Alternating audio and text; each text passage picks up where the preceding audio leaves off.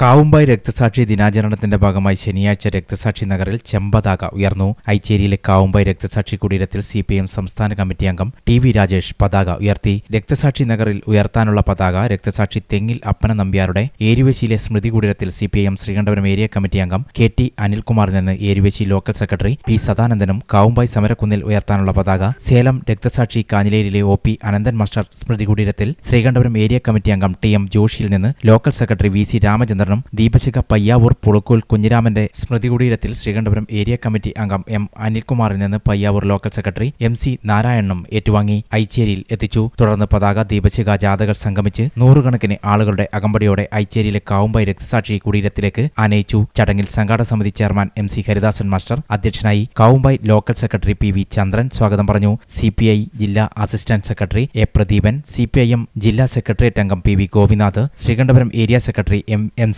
Raghavan, CPI മണ്ഡലം secretary C Raveendran തുടങ്ങിയവർ സംസാരിച്ചു.